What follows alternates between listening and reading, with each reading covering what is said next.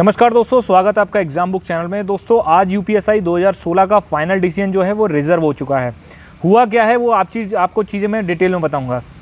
देखिए हुआ ये है कि कहते हैं ना कि एक कहावत ये कही गई है कि तुम मेरी दोनों आंखें फोड़ दो, लेकिन उस बंदे की, मेरे दुश्मन की आप एक आंख फोड़ दो।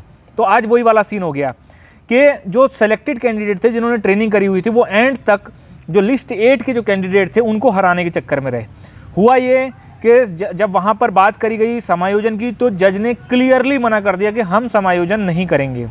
ठीक है, अब हुआ क्या है, ऑर्डर रिजर्व हुआ है। जब जज ने क्लियरली समायोजन के लिए मना कर दिया तो ऑर्डर रिजल्ट रिवाइज के लिए हुआ है।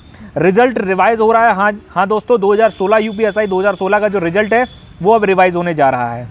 ठीक है, ये चीज़ है। तो बात यही हुई कि एंड तक भी चीज़ें जो हैं इस तरीके से रही कि जो सेलेक्टेड कैंडिडेट थे जिन्होंने ट्रेनिंग करी हुई थी वो लोग जो हैं एंड तक हराने के चक्कर में रहे जो नॉट सेलेक्टेड कैंडिडेट थे।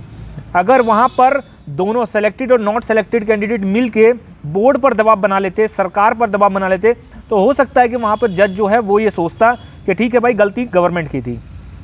बट ऐसा नहीं हुआ। वही वाली कहावत कि मेरी दो आंख फोड़ दो लेकिन उसकी एक जरूर फोड़ दो, वही वाला सीन हुआ। रिजल्ट हो रहा है रिवाइज। 450 के करीब लड़के भर्ती बोर्ड के अनुसार ऐसे थे जो कि नॉर्मलाइजेशन से पास हुए थे। वो तो उन लड़कों की तो ज़िंदगी अब बर्बाद हो गई। क्यों? वो लड़के पूरी तरीके से अब बाहर जाएंगे, उनको रिजल्ट में काउंट भी नहीं करा जाएगा क्योंकि वो नॉर्मलाइजेशन से पास होके आए थे। ये रिजल्ट बनेगा जिस भी स्टूडेंट के 50% मार्क्स उसने ऑब्टेन किए थे रॉ मार्क्स में चारों सेक्शन में। उसके बाद नॉर्मलाइजेशन होगा ओवरऑल पे, सेक्शनल नॉर्मलाइजेशन नहीं होगा। ठीक है, ये चीज़ क्लियरली अब हो चुकी है। अब देखिए हुआ क्या है कि जो सेलेक्टेड कैंडिडेट थे उन्होंने ये इस चीज़ की कोई समायोजन की बात नहीं करी। वहाँ पे बोर्ड बिल्कुल मूक बधिर की तरह वो बैठा रहा वहाँ पे। बोर्ड ने भी किसी भी तरीके का कुछ नहीं किया था। बोर्ड तो चाहता ही था कि कुछ भी ऐसी चीज़ हो। होने वाला है कि अब लिस्ट 6 जो सेलेक्टेड कैंडिडेट थे उसमें जो रॉ स्टूडेंट थे, लिस्ट 7 उसमें जो रॉ वाले थे और लिस्ट 8 तो पूरी रॉ वाली ही है। ठीक है, उसमें जो स्टूडेंट थे अब इन सब का रिजल्ट बनेगा। अब आप ये मत कहिए कि कौन सेलेक्टेड है कौन जो है नॉट सेलेक्टेड है, क्योंकि रिजल्ट हो रहा है रिवाइज। किसी स्टूडेंट के ज़्यादा नंबर हैं तो ये आप ये मत समझिएगा कि मैं तो पास होऊंगा ही होऊंगा, मेरा तो हो ही रहा है। क्यों? हो सकता है आपकी शिफ्ट को ज़्यादा नंबर मिल गए हों, तो आप जब शिफ्ट चेंज होगी तो वहाँ पर यही चीज़ होगी कि जब शिफ्ट चेंज होगी, हार्ड शिफ्ट जब चेंज होगी तो वहाँ पर नंबर भी आपके कम ज़्यादा होंगे। ठीक है, तो ये चीज़ होने वाली है। अब रिजल्ट हो रहा है रिवाइज, आपका जो नया होगा वो बनेगा। अब यूपीएससी 2020 वालों के लिए एक चीज़ देखिए, ये पता चलेगा कि सुप्रीम कोर्ट कितने दिनों में रिजल्ट रिजर्व जो किया उसके बाद वो ऑर्डर सुनाता है। उसके बाद भर्ती बोर्ड अपना काम करेगा।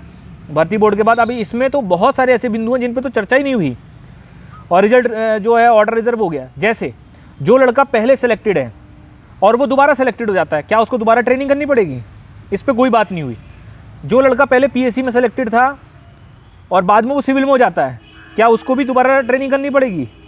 या जो सिविल वाला है वो अगर पीएससी में हो जाता है क्या उसको भी दोबारा ट्रेनिंग करनी पड़ेगी? इस पर कोई चर्चा नहीं हुई और ये अथॉरिटी नहीं है गवर्नमेंट के पास कि वो ये काम करवा सके।